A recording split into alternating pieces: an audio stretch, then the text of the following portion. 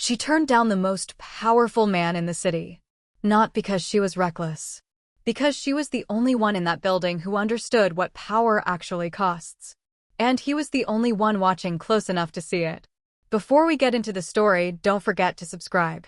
There are cities that consume people the way fire consumes paper quickly, completely, leaving behind only the ash of who you used to be. And then there are cities that do it slowly over years, with a smile. Meridian City was the second kind. It was a city of glass towers and golden ambitions, of investment portfolios and gala invitations, of doormen who remembered your name only if your name was attached to enough zeros. It was a city where people came to prove something, usually to themselves, usually about money. It was a city that rewarded performance and punished honesty, where the difference between genius and fraud was often nothing more than timing and a good lawyer. Zara Banks had known all of this when she moved here at 23 with a Wharton MBA, $4,200 in her savings account, and a stubbornness so deeply embedded in her character that her mother called it a spiritual condition. She had known the city would try to reshape her. She had decided, with the calm certainty of someone who had never once backed down from a decision, that it would fail. 5 years later, she sat at her desk on the 31st floor of Meridian Capital and watched the sun rise over a skyline that had tried to break her 3 times and failed 3 times, and she felt something close to satisfaction. Not happiness. Zara had never been particularly interested in happiness as a destination. Satisfaction was different. Satisfaction meant the numbers were clean, the reports were honest, and she had not, in 5 years, signed her name to a single document that she would be ashamed of if it appeared on the front page of a newspaper. This was not nothing. In this city, in this industry, in this building specifically, it was extraordinary. Her desk was the kind of organized that spoke of a particular psychological architecture. Not the sterile blankness of someone with nothing to do, but the disciplined arrangement of someone who had too much to do and had developed a system so efficient it looked like nothing. 3 monitors. 1 for live market data. 1 for active analysis. 1 for communications she hadn't yet decided were worth her attention.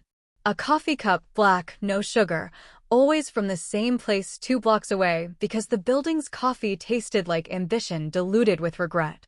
A notepad with handwriting so small and precise it looked typeset. She was, by any objective metric, the best financial analyst in the building. She was also, by any objective metric, the most inconvenient. Her manager, a pleasant man named Darnell who genuinely liked her and genuinely feared her in equal measure, had once told her that working with Zara Banks was like having a smoke detector that worked too well. Technically invaluable. Practically exhausting. She had flagged 4 compliance violations in her first year, 2 in her second, and had written a memo in her 3rd year that resulted in a client relationship being terminated. A client who represented 11% of the firm's annual revenue. She had not been fired. She had been given a raise. The raise had confused her less than it confused her colleagues, because Zara understood something about power that most people missed. The truly powerful don't fire people who make them look carefully at uncomfortable truths. They keep them close, where the discomfort is controlled, and they fire the people who let the uncomfortable truths become public scandals instead. She had survived because she was useful in the specific way that a surgeon is useful. The process is painful, but the outcome is survival. She was thinking about none of this on the Tuesday morning that Chairman Kang Dae-hyun bought the company. She was thinking about the Aldridge portfolio, specifically about a discrepancy in the quarterly foreign exchange hedging records that was small enough to be a rounding error and suspicious enough to be something else. She was thinking about it with the focused intensity of a woman who had decided that something was wrong and was prepared to find out exactly how wrong, regardless of whose name was attached to the wrongness. The news arrived at her desk in the form of her colleague Marcus, who appeared at the edge of her monitor like a specter of office gossip, eyes bright with the particular excitement of someone who had information they were dying to dispense. "Did you hear?" he said. "I'm working," she said. "Vasile Capital Group bought us. As of this morning, Chairman Kang Dae-hyun is the new owner." She looked up from her screen. "Chairman Kang Dae-hyun. Chairman Kang Dae-hyun." She returned to her screen. "When does the transition start?" Marcus stared at her. "That's your reaction?" Zara, Chairman Kang Dae-hyun. The man is, people say he has connections. People say a lot of things, she said. When does the transition start? Marcus left without answering, visibly disappointed. Zara made a note in her margin, asterisk Aldridge FX discrepancy, third quarter rollover. Investigate further. Asterisk, then she pulled up everything publicly available on Chairman Kang Dae-hyun, which was both extensive and carefully managed, and she read it with the same methodical attention she gave to balance sheets. What she found was this: Chairman Kang Dae-hyun, 42 years old, born in Belgrade to an economist father and a civil engineer mother. Educated in Vienna, MBA from INSEAD, first appeared on the financial radar at 31 when he acquired a distressed Austrian investment house and turned it profitable within 18 months. By 35, Vasile Capital Group had offices in 6 cities. By 40, he was on the covers of magazines and in the footnotes of regulatory investigations simultaneously, though he had never been charged with anything, which was either a testament to his legitimacy or a testament to his lawyers. And often in this city the distinction was academic.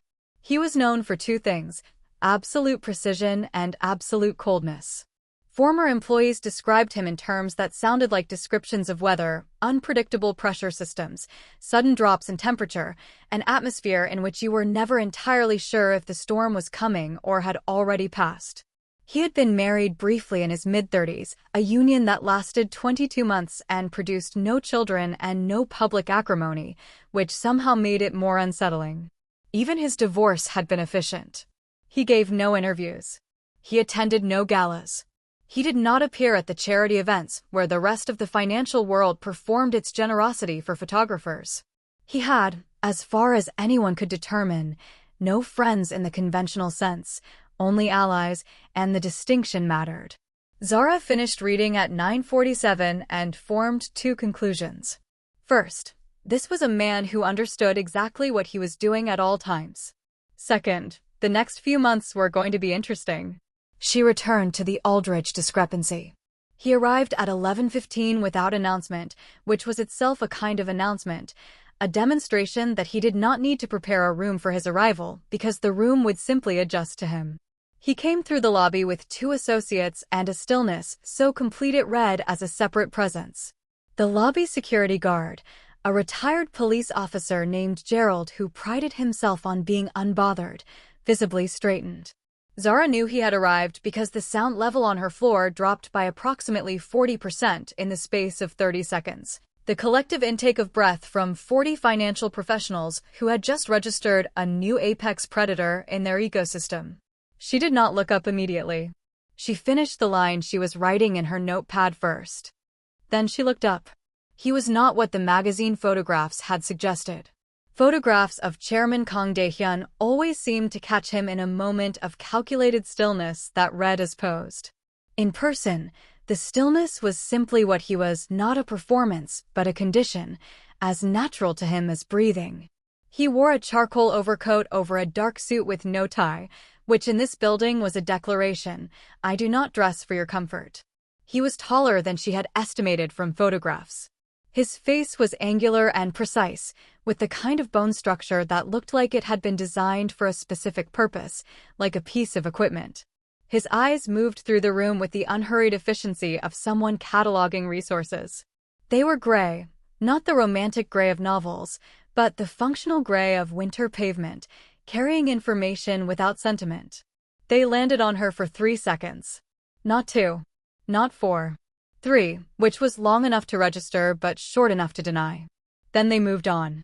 She looked back at her screen. She had counted. She didn't know why she had counted.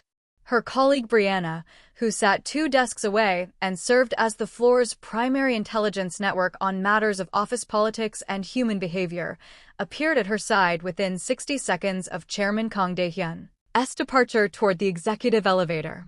He looked at you, Brianna said, her voice carrying the gravity of a diplomatic incident. He looked at the whole room, Zara said. He looked at everyone for about half a second. He looked at you for 3. Brianna paused. I counted. Zara said nothing. That's not nothing, Zara. That man does not waste attention. If Chairman Kang Dae-hyun looked at you for 3 seconds, it's because something caught his attention and he was deciding what it was. Or he was just looking at the room, Zara said.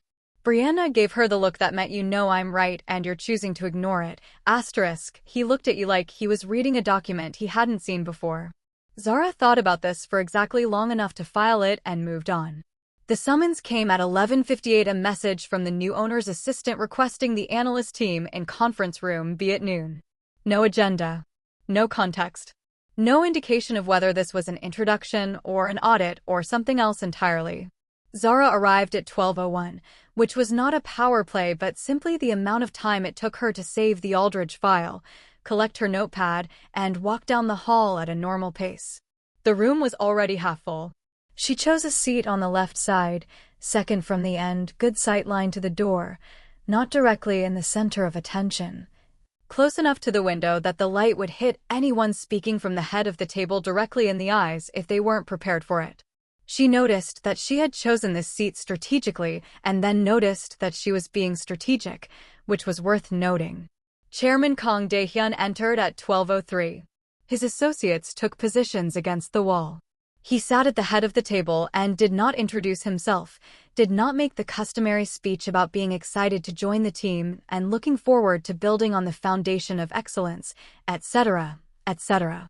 He opened a folder and removed a single sheet of paper and placed it on the table in front of him, and Zara recognized it before anyone else in the room did because she had authored it.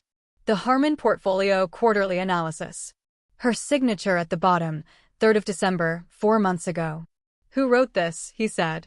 His voice was precisely what his face suggested, measured, low, with no excess warmth and no excess coldness. Efficient.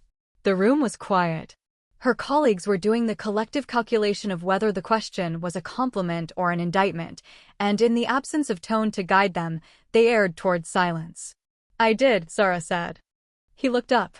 The winter pavement eyes found her without effort, which meant he had already known where she was sitting. You flagged the offshore accounts, he said. They were irregular, she said. It was my job to flag them. The analyst who preceded you in this role didn't flag them. Then they weren't doing their job. A silence occurred. Not the silence of a room waiting for something to happen, the silence of a room processing something that had already happened.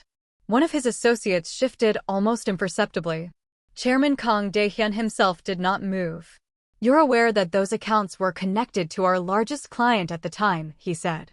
I was aware, she said. I flagged them anyway. And the result was a compliance review that cost this firm its largest client relationship. The compliance review revealed irregularities that constituted a material risk. Ending the relationship was the appropriate response to the findings. The findings were accurate. He studied her. The room held its breath. That will be all, he said. It wasn't clear if he meant her specifically or the entire room. Everyone treated it as the entire room and stood to leave. Zara collected her notepad, capped her pen, and walked out at the same unhurried pace she had walked in. At the door, she did not look back. She did not need to. She could feel the 3 seconds on the back of her neck like a physical thing. That afternoon, Brianna appeared at her desk with a coffee and an expression of profound concern. You told Chairman Kang Dae-hyun that his predecessor's analyst was doing their job wrong, Brianna said. On day 1 of his ownership. In front of his associates. I told him the truth, Zara said. Zara. Some people say this man has connections to organizations that resolve personnel disagreements non-traditionally. Some people say is not a data source I work with, Zara said. The numbers said what they said. I said what the numbers said. That's the job. The job, Brianna repeated, in the tone of someone finding a word suddenly insufficient. Right. The job. She left. Zara finished her coffee and returned to the Aldridge file. But something had changed in the architecture of her day. Some room had been rearranged. Some window opened onto a view she hadn't expected to have. She found the discrepancy in the Aldridge records at 4:17. She documented it. She went home. She slept without difficulty, which was either the sign of a clear conscience or the sign of a woman who had not yet fully registered what she had walked into. Probably both. But this much was already true. The city had given her another test, as it always did, as it would keep doing, and she had met it the way she met all tests, by not pretending it wasn't one. By being, without strategy or calculation, exactly who she was. The city could reshape anyone it got its hands on. She had always believed that. What it could not do, what it had failed to do in 5 years of trying, was reshape someone who had decided that the self she brought to work every morning was not available for modification. She had made that decision at 23, in a dormitory room in Philadelphia with a scholarship letter in one hand and a debt statement in the other, surrounded by people who told her that in the real world you had to compromise, you had to bend. You had to learn the difference between the principles you could afford to keep and the ones you had to sacrifice for the sake of the career. She had listened to all of them. She had thought about it with the seriousness it deserved. And then she had decided that the people who told her she would have to bend had simply bent early and were rationalizing it, and that she would find out for herself what the cost of not bending actually was. 5 years later, on the morning that Chairman Kang Dae-hyun arrived, the cost had turned out to be some difficult conversations, some professional friction, and a salary that was lower than it would have been if she had been easier to work with. The reward had been a reputation built on something real, a signature worth something, a mirror she could look into without averting her eyes. She had considered this a reasonable trade. She still did. She went home. She slept. She did not dream about winter pavement eyes, or not in a way she remembered when she woke up. The tests came without introduction or announcement. That was, Zara would understand only later, the point. A test you know is a test is not a test, it is a performance evaluation, and performance evaluations reveal what people do when they're being watched. Chairman Kang Dae-hyun was not interested in what people did when they were being watched. He was interested in what they did at 7:48 on a Thursday evening when the office was half empty and they were tired and they believed no one was paying attention. Zara was at her desk at 7:48 on a Thursday evening when her phone rang from an extension she didn't recognize. She answered because she always answered. "The Aldridge numbers," said the voice she now recognized without difficulty. "I need them by 8:30. She looked at the Aldridge file open on her second monitor, the file she had already been working on, the discrepancy she had been documenting for 2 weeks. She looked at the clock. 42 minutes. The complete analysis he was presumably requesting would take at least an hour under normal circumstances. She did not ask if he was serious. She did not explain that his timeline was aggressive. She made a rapid calculation that was not about whether she could do it, but about how. "I'll have them to you by 8:15, she said. 8:15, he repeated. Yes. The line went quiet for a moment that was difficult to interpret. Then, 8:15. He ended the call. She worked without pause, without coffee, without looking at her phone or the window or anything that was not the screen in front of her. She restructured her analysis workflow, prioritized the findings that were most time-sensitive, documented the discrepancy with the precise language that would be unambiguous to anyone reading it regardless of their financial background, and delivered the complete Aldridge analysis to his assistant's email at 8:12. 3 minutes ahead of a deadline she had created herself by shaving 15 minutes off an already unreasonable request. He did not reply that evening. He did not reply the next morning. On Friday afternoon, she received a notification from building security that her access badge had been upgraded.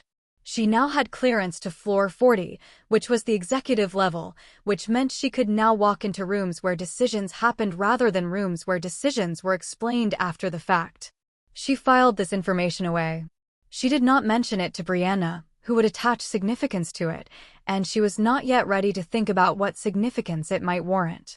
What she did instead was go back to the numbers. There was always something in the numbers. The numbers were the most honest thing in the building, because the numbers did not care who they implicated. The second test arrived 18 days later in the form of a man named Gregor, who was one of Chairman Kang Dae-hyun's senior associates, a tall, pale individual with the kind of professional polish that suggested significant investment in appearing trustworthy and a face that contradicted the investment.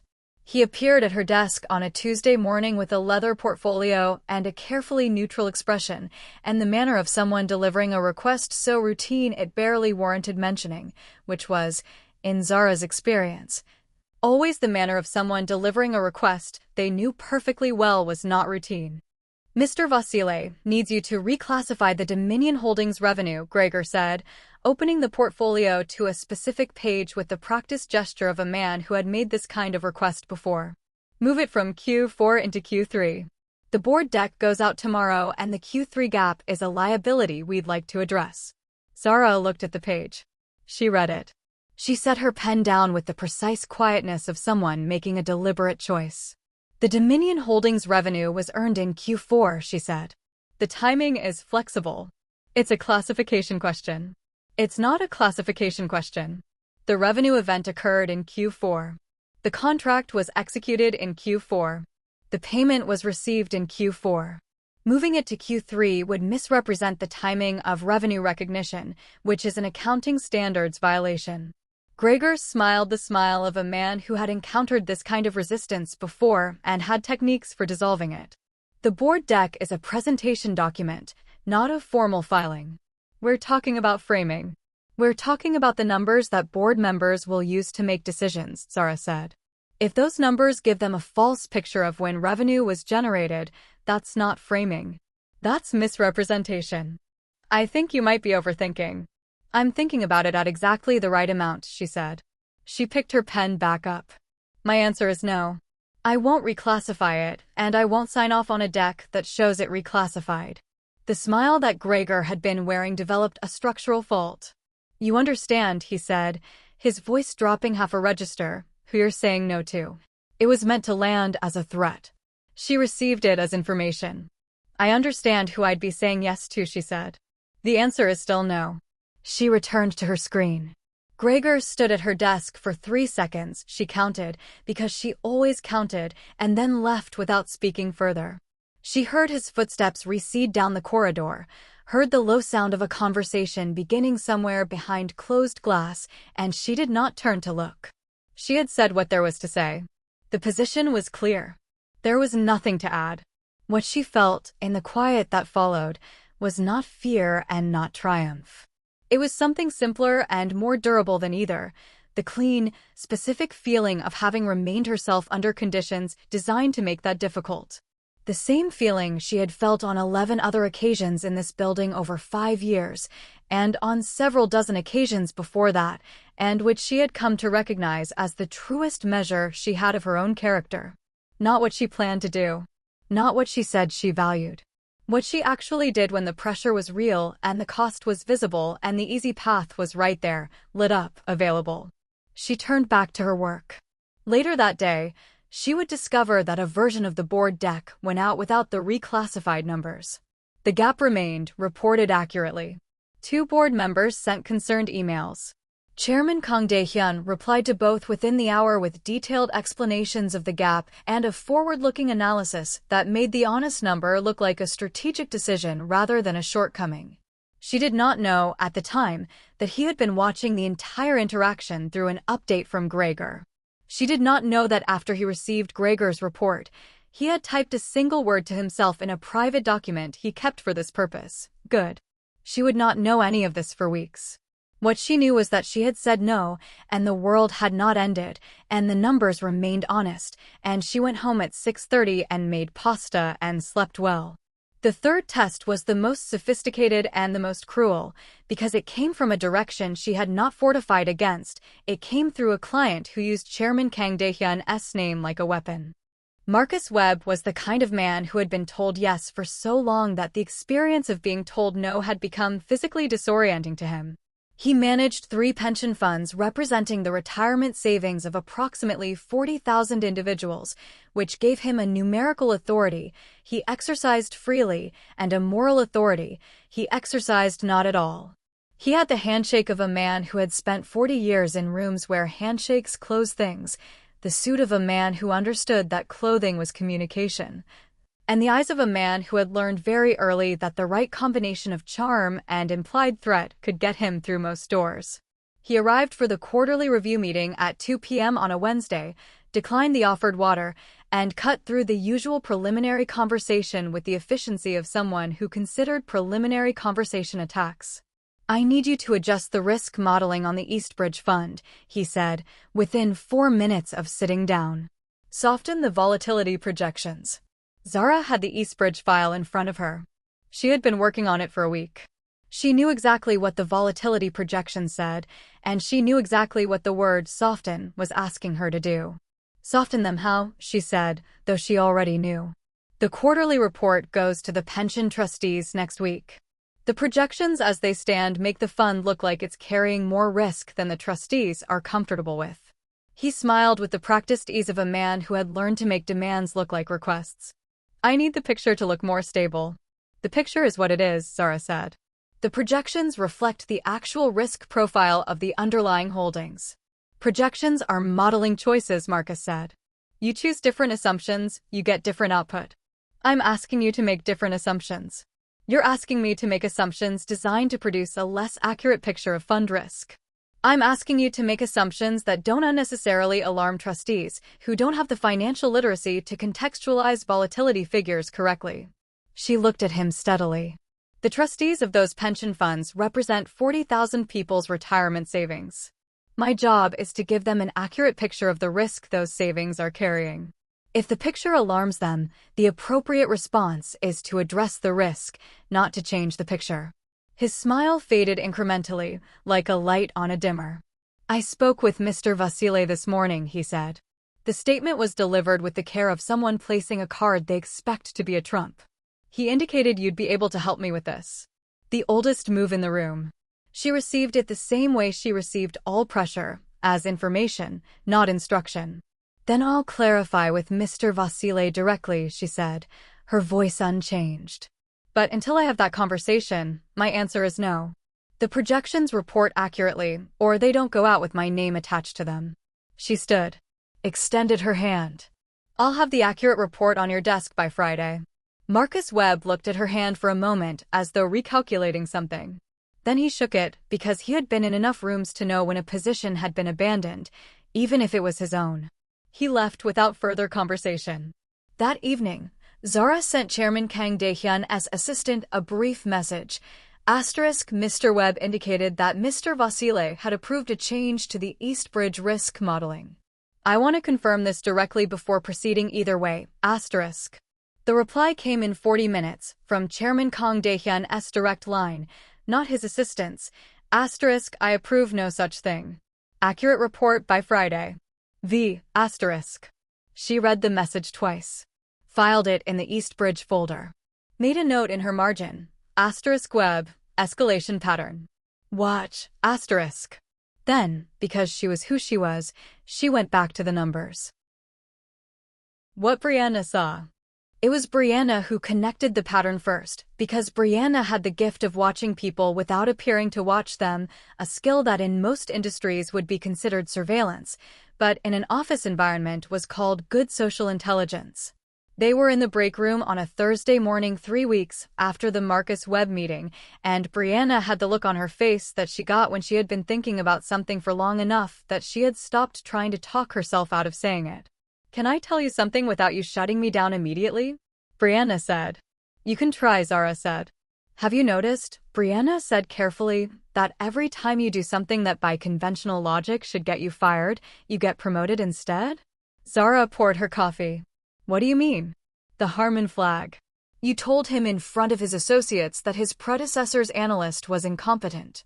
4 days later, your floor access gets upgraded. Brianna counted on her fingers. Gregor's revenue reclassification request.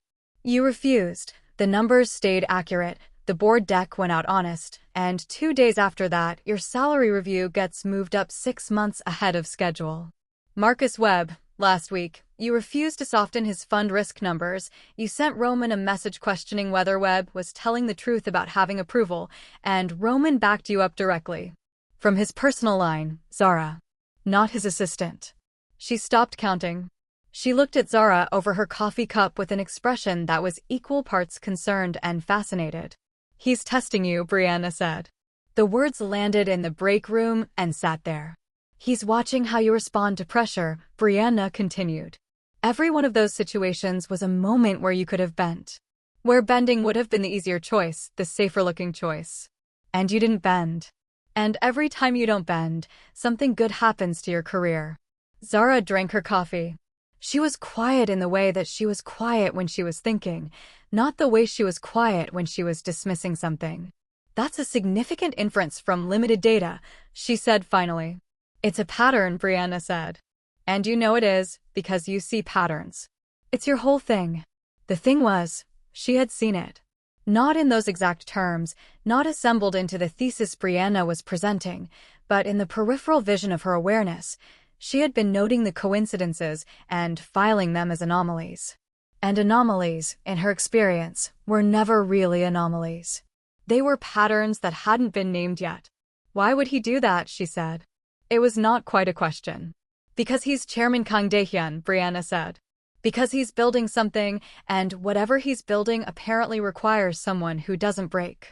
And he needed to know if you were that person before he told you what he was building. Zara set her coffee cup down.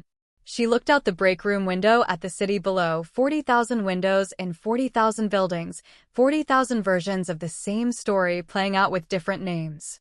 If that's true, she said, then the next move is his. Yes, Brianna said. And he'll make it when he's ready. Yes. Zara picked up her cup. Then I'll wait. Brianna stared at her. Most people would be, I don't know, angry? Violated? He's been running you through an obstacle course without telling you. Most people would be, Zara agreed. But the obstacle course was, will you compromise your integrity under pressure? And the answer was no, 3 times, without knowing I was being evaluated. Which means the answer is genuine. She paused. I'm not angry about being tested for something I would have passed anyway. Brianna was quiet for a moment. You two, she said finally, are going to be either the most functional or the most catastrophically dysfunctional. I can't tell which yet. Zara smiled, which she did rarely and which, when it happened, changed the entire character of her face. That's the most interesting thing you've said all week. She went back to her desk. The Aldridge file was still open. The numbers were still there, patient and honest and waiting. She worked until 6 and went home and, for the first time in weeks, thought about something other than the numbers. She thought about winter pavement eyes and a 3-second look and the word good delivered in a voice like the closing of a well-made door.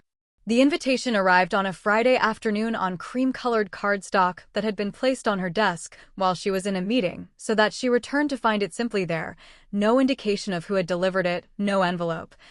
Just the card with its handwritten line in dark blue ink. Ms. Banks, my office. Thursday. 7 p.m. RV. She read it twice. She put it in her desk drawer. She worked until 7, went home, made dinner, read for an hour, and did not call or text anyone about the card, because she was not a person who processed things by externalizing them. What she did was think, with the specific precision she brought to difficult problems, about what the invitation meant and what the appropriate response was. She had 3 options: decline, attend, or confirm attendance with a request for an agenda. She eliminated the third option because requesting an agenda from Chairman Kang Dae-hyun felt like asking a chess player to explain their strategy in advance. She considered the first option briefly. She was not a woman who went to meetings in private offices at 7 p.m. at the request of men who had been running her through psychological evaluations, and then she put it aside. Because the truth was that she wanted to know what he was going to say, and she had never been willing to protect herself from information simply because the information might be uncomfortable. She would attend. She would attend on her terms, which meant she would be on time but not early. She would not dress for his approval or his impression of her, and she would say what she thought in the way she always said what she thought, which was directly and without performance. Brianna found out on Monday, because Brianna always found out, and her reaction was everything Zara had anticipated. He wrote you a note, Brianna said, holding the cardstock as though it were a historical artifact. By hand. Chairman Kang Dae-hyun wrote something by hand. People write things by hand, Zara said.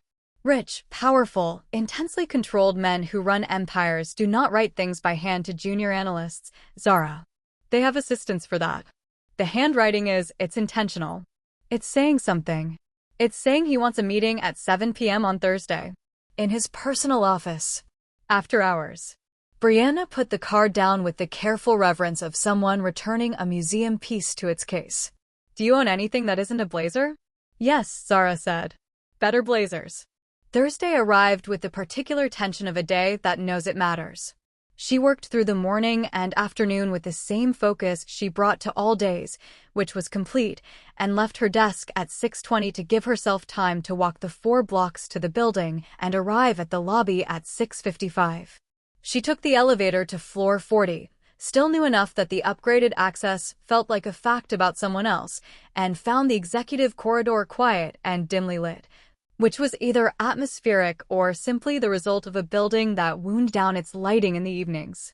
His assistant, a composed woman in her 50s named Alara, who had the particular stillness of someone who had seen many things and developed very few opinions about them, waved her through without speaking.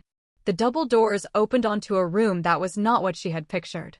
She had pictured the standard architecture of power, the oversized desk, the arranged bookshelves, the art chosen to signal specific cultural references, the view positioned to remind visitors of the altitude they were operating at. What she found was larger and darker and more considered than that. One lamp. Floor-to-ceiling windows on 2 sides showing the city at its most crystalline, the lights below like a circuit board from altitude. A desk that was the right size for working rather than impressive. Books that were actually read, she could see the worn spines from the doorway. Chairman Kang Dae-hyun was standing at the window with his back to her. She stopped 5 feet into the room and waited. You can see the entire trading district from here, he said, without turning. On clear nights, you can see all the way to the port. You didn't call me here to discuss the view, she said. He turned. He looked different here. Not smaller, he was not a man who diminished in any context, but more legible. The boardroom had kept something in his face locked behind the specific neutrality required by professional performance. Here, in his own space, at 7 p.m., in the low light, there was something underneath the surface that she hadn't been able to see before. Not warmth, exactly. Something more structural than warmth. Honesty, maybe, in the architectural sense, the bones of a thing showing through. He crossed to his desk and laid a folder on it. She recognized the Vasile capital letterhead.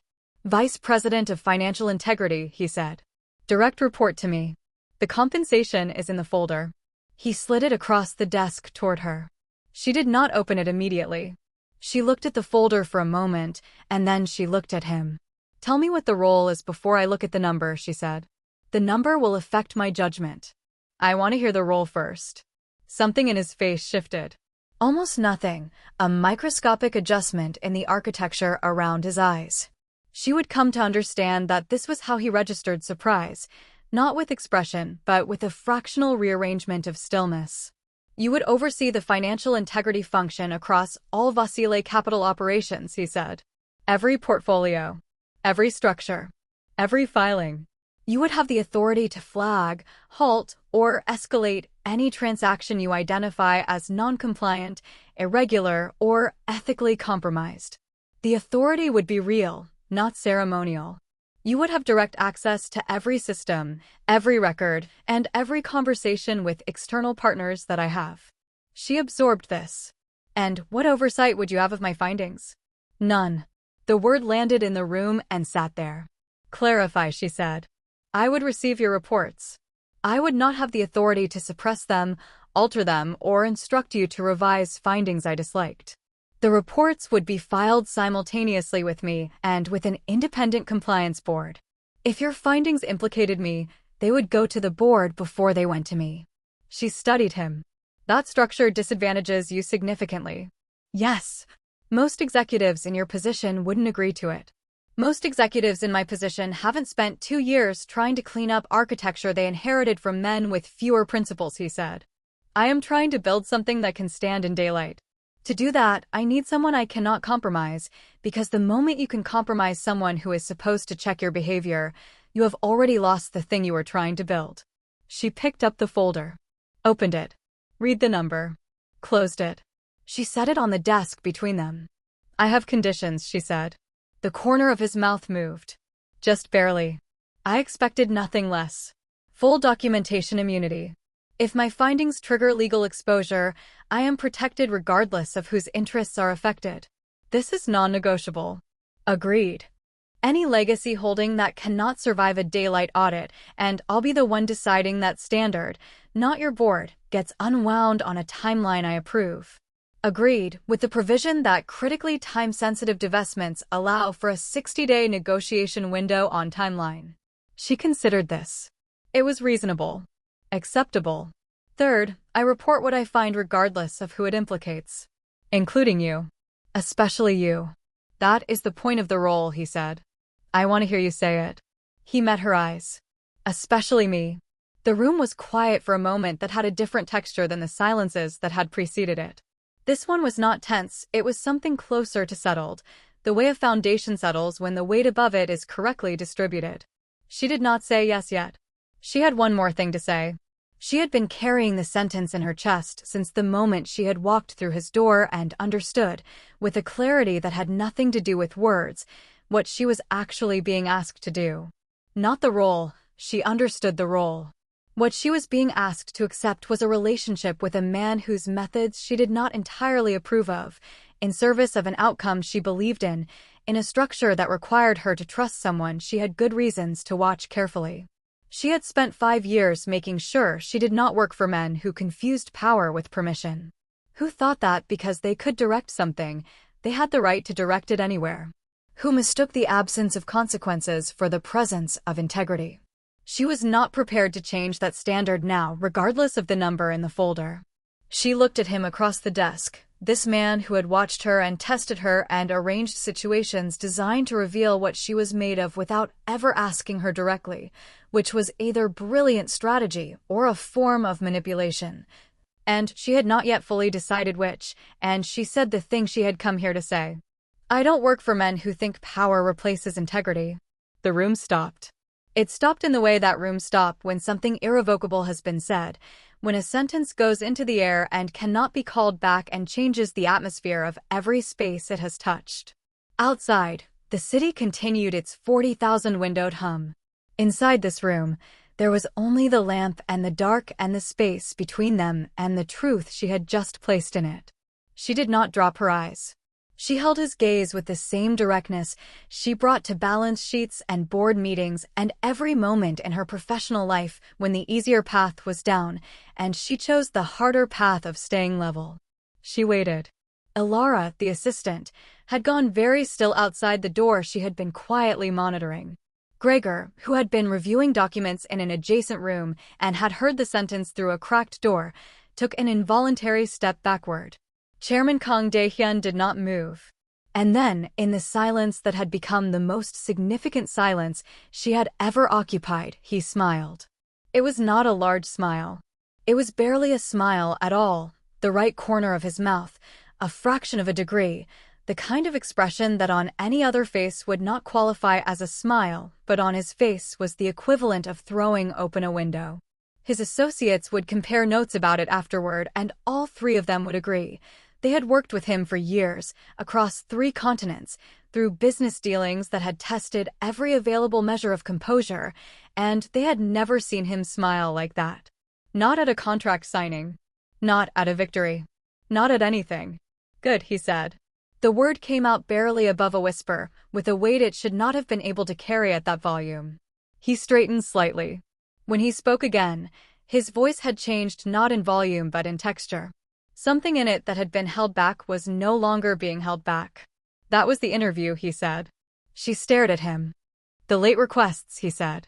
The revenue reclassification through Gregor. Marcus Webb invoking my name as leverage for something I had never approved. He let a beat pass. I was not testing whether you would be loyal to me. I was testing whether you would stand up to me.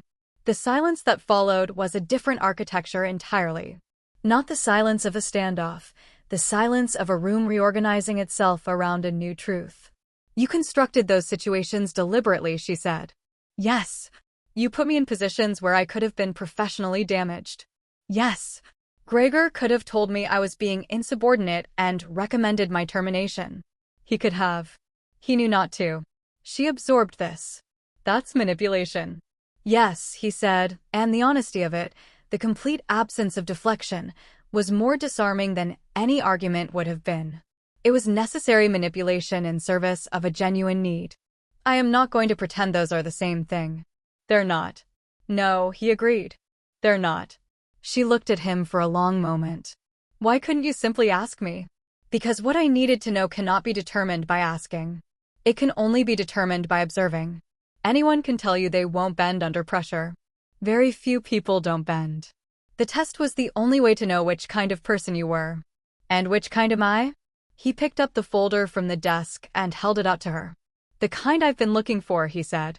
She took the folder. She held it for a moment. I'm still angry about the method, she said. That's appropriate. And I still have conditions. I know. We agreed to them. She looked at the folder in her hand. She looked at him. She made the decision with the same clarity she brought to every decision, no ceremony, no performance, just the recognition that the right answer was the right answer regardless of its complications. Then I'll see you Monday, she said. She extended her hand. He shook it. It was a handshake. Firm, brief, and equal, neither concession nor conquest.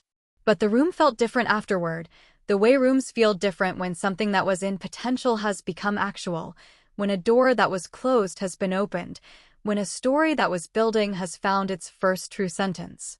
She left. He watched her go with the expression of a man who had been waiting for something without quite knowing what it was and had just received it.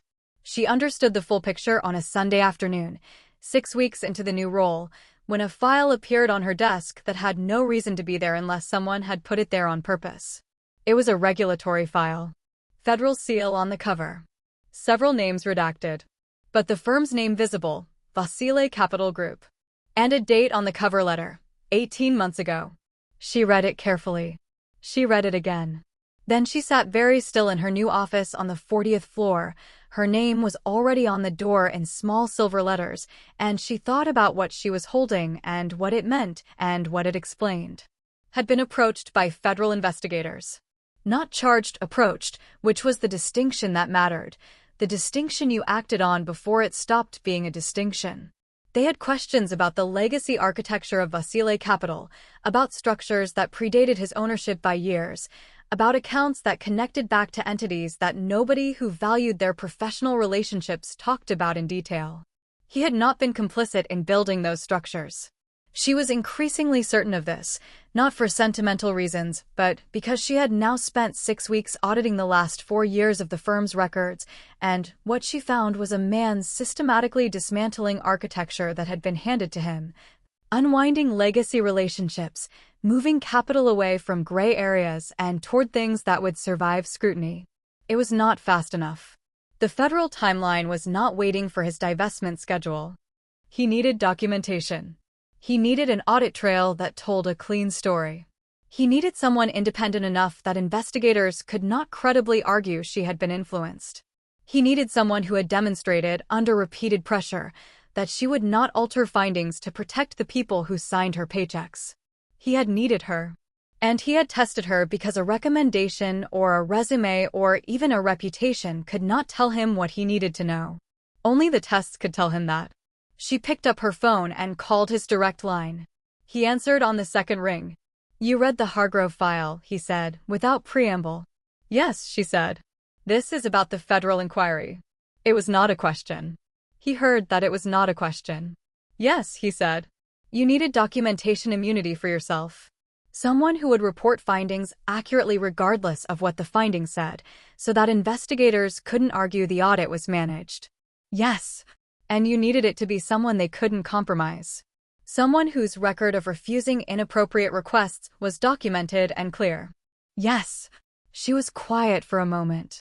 Outside her apartment window, the city was doing what it always did on Sunday afternoons, breathing in a lower register, the traffic thinner, the noise gentler, the 40,000 windows reflecting a softer light.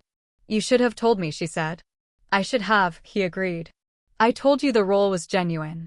I did not tell you the urgency. Those are different failures. Yes. I'm going to need the complete Hargrove file. The unredacted version. A pause. That will take a level of trust that. Roman. It was the first time she had used his name. It stopped the sentence. You hired me to find the truth. You cannot give me the truth in portions and expect the work to be honest. The pause that followed was the longest they had shared. "I'll have it on your desk by morning," he said. "Thank you, Ms. Banks." "Zara," she said, because she had said his name, and symmetry mattered. A silence in which she could hear him deciding something. "Zara," he said. Her name in his mouth was precise and careful, like a word he was learning the correct pronunciation of. "The work you're going to do, the documents you're going to find, and what you do with them, that may be as damaging to me as it is to the people I'm trying to distance myself from." "I know," she said. "You're prepared for that." "I'm prepared for the numbers to say what they say," she said. "Whatever they say. That's always been the job." Another silence. Shorter this time. The city breathed below. "Good night," he said. "Good night," she said. She set the phone down and looked out at the city that ate people, the city that had tried to break her 3 times and failed, the city that was 40,000 windows and 40,000 stories, and one long negotiation between what was and what people pretended was. She had not been broken by it. She had not been bought. She had not bent. And now she was 40 floors up with her name on a door and a federal file on her desk and a clear conscience and a job that required all of the things she had never been willing to give up. She opened her notepad. She started making a list. The numbers were waiting. They were always waiting, patient and honest and more loyal than anything else in the city, and she was the person who understood them and would tell the truth of what they said regardless of who they implicated, regardless of the pressure. Regardless of who was watching. Especially regardless of who was watching. That had always been the point. Epilogue. What Brianna said. She told Brianna everything on a Monday morning, over coffee that had gone cold in the telling, because Brianna deserved to know and because some things need to be said out loud before they become fully real. There is a particular kind of story that stays incomplete until it is witnessed, that lives in the chest of the person who experienced it as a weight rather than a narrative, and only becomes something you can carry without it pressing on your ribs when you have set it down in front of another person and watched them receive it. This was one of those stories. Zara had been carrying it for weeks, filing it alongside the Hargrove documents and the audit schedules and the reorganized portfolio structures, treating it like professional information rather than the thing it actually was. A story about who she was and what that had meant to someone powerful enough to do something about it. She told Brianna all of it. The cardstock note and the 7 p.m. summons and the lamplit office and the folder. She told her about the conditions she had set and the ones he had agreed to and the one she had delivered with her hands steady and her eyes level. "I do not work for men who think power replaces integrity." She told her about the smile that had followed, that barely there, corner-of-the-mouth revolution of expression that had rearranged everyone in the room who witnessed it. She told her about the Hargrove file and the federal inquiry and the Sunday phone call and his name in her mouth for the first time, Roman, and the way he had said Zara back, careful and precise, like a man learning the correct weight of a word. Brianna listened without interrupting, which was not her default mode and represented a significant act of self-discipline. When Zara finished, Brianna was quiet for what was, for Brianna, an extraordinary amount of time. Brianna listened without interrupting, which was not her default mode and represented a significant act of self-discipline. When Zara finished, Brianna was quiet for what was, for Brianna, an extraordinary amount of time. "So," Brianna said finally. "The whole time. Every test. Every pressure. Every time Gregor showed up with something you refused and you thought you were just doing your job." "I was doing my job," Zara said. "The tests were designed to see if I would. But they were also real situations. If I had bent, real harm would have happened. He's a very complicated man." "Yes. And you're going to work for him. Directly. With complete access to his books and his records and his federal investigation file." "Yes. And you're comfortable with that?" Zara considered the question honestly, the way she considered all questions. "I'm not comfortable with his methods." "I told him that. He agreed they were problematic." "I believe he meant it." She paused. "I'm comfortable with the role. I'm comfortable with the conditions we agreed to. I believe the work is important, and I believe I'm the right person to do it." Brianna looked at her for a long time. Then she shook her head slowly, in the way of someone who has tried to find an argument and failed. "You know what he was doing," she said. "With all of it. He was looking for someone who wouldn't be impressed by him, who wouldn't make decisions based on who he was and what he had, who would just see the numbers and tell the truth about them. Yes, Zara said. That's what he needed. And you're the only person in this building who is actually going to be that person. Apparently. Brianna laughed, not the polite professional laugh she used in meetings, but the real one, sudden and unguarded. You two deserve each other, she said. I mean that as the highest compliment I've ever paid anyone. Zara smiled. I know. She finished her coffee. She took the elevator to floor 40. Her name was on the door in small silver letters. The Hargrove file was on her desk. The numbers were waiting. She sat down. She opened the file. She started reading. Outside, the city did what it always did. It moved and glittered and consumed and tried, always tried, to reshape the people inside it into something more convenient, something more malleable, something more willing to look away from uncomfortable truths. It offered comfort in exchange for compliance. It offered safety in exchange for silence. It offered advancement in exchange for the specific kind of moral flexibility that looks like pragmatism from the inside and looks like cowardice from everywhere else. It had offered all of these things to Zara Banks over the course of 5 years, and she had refused all of them, and here she was anyway, 40th floor, name on the door, doing the most consequential work of her career, which was either proof that integrity was its own reward or proof that she had simply been fortunate enough to be found by the one man in this city who needed exactly what she had always been. She suspected it was both. She was comfortable with both. Brianna had asked, before she left the break room, whether she was happy. Not successful, not validated, not vindicated, happy. It was the kind of question Brianna asked that other people didn't because Brianna had decided, at some point, that happiness was worth asking about even in professional contexts. Especially in professional contexts. Zara had thought about it for a moment, genuinely. Not performing consideration, but actually considering. Yes, she had said. In the specific way that I understand happiness. Which is, the work is real. The principles are intact, and the person I am at the end of the day is the same person I was at the beginning of it. Brianna had looked at her for a moment. That's the most Zara answer to that question I've ever heard, she said. Zara had smiled. Good, she had said. She opened her notepad to a fresh page now and wrote the date at the top in her small, precise handwriting, and she began. She had never once looked away. She was not going to start now. Connect with us. We'd love to know where. In the world you are watching from, let us know in the comments. Wishing you peace and happiness. May you always find serenity and love in every moment. Thank you for being part of our journey.